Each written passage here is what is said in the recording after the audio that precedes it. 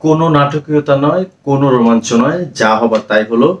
PSG ফাইনালে 2020 সালের পর আবারও তারা ফাইনালে, যেটা পারেনি মেসি, এমবাপ্পে, নেইমার, এবার কি পারবে?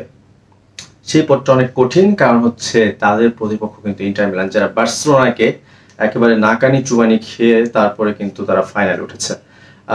এবং যদি বলি পিএসজির কথা, একটু আজকের ম্যাচের কথা বলি, আর্সেনাল এবং পিএসজি, সেই জায়গায় কিন্তু যদি বল দখলের কথা বলেন, সেই জায়গায় কিন্তু আর্সেনাল অনেক আধিপত্য দেখিয়েছে, তবে গোলটা করেছে কিন্তু পিএসজি।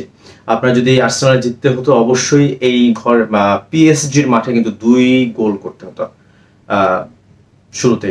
সেই জায়গায় কিন্তু 1 গোলে পিছিয়ে থেকে নেমে শুরুতে আরো 1 গোল খেয়ে যায়, তার মানে 2 গোলে পিছিয়ে পড়েছে শুরুতেই। 27 মিনিটে ফাবিয়ান রুইস কিন্তু গোল করেন।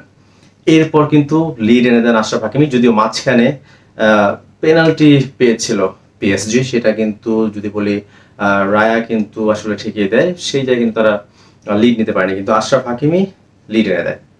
তবে শেষ সময় যদি কোনো নাটকীয়তার কথা বলেন, সেই নাটকীয়তা কিন্তু হতে যাচ্ছিল আসলে। বুকায়ো সাকা 1 গোল দেওয়ার পর কিন্তু পরে কিন্তু আরেকটা ওপেন নেট পেয়েছিল, সেটা কিন্তু গোল করতে পারেনি বুকায়ো সাকা।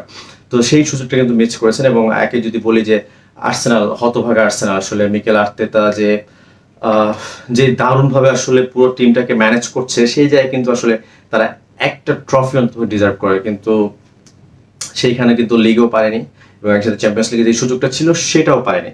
তবে নাটকীয়তা বলবো না, আমি বলবো যে চমক দেখিয়েছে আসলে পিএসজি, লুইস এনরিকে।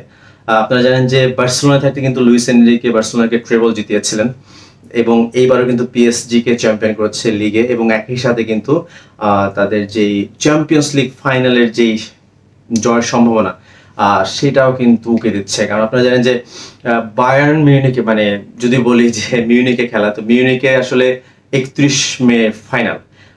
মিউনিকের একটা রেকর্ড আছে, যেটা হচ্ছে কি যে মিউনিকে সবসময় কিন্তু নতুন দল চ্যাম্পিয়ন হয়েছে। তো এবারও আসলে সেই জিনিসটাই চিন্তা ভাবনা করা হচ্ছে যে আসলে নতুন কোনো দল পাবে কিনা চ্যাম্পিয়ন্স লিগ। কারণ হচ্ছে লুইস এনরিকের কথা যদি বলি, পুরো দলটাকে যেভাবে এক সুতোয় গেঁথেছে, এবং একসাথে যদি আমি বলি এই ফাবিয়ান রুইস, আশরাফ হাকিমি, এবং আজকের ম্যাচে বিশেষ করে বললে যে দোনারুমা অবিশ্বাস্য, যে তার সেফ গুলো করেছে, এটা অবিশ্বাস্য।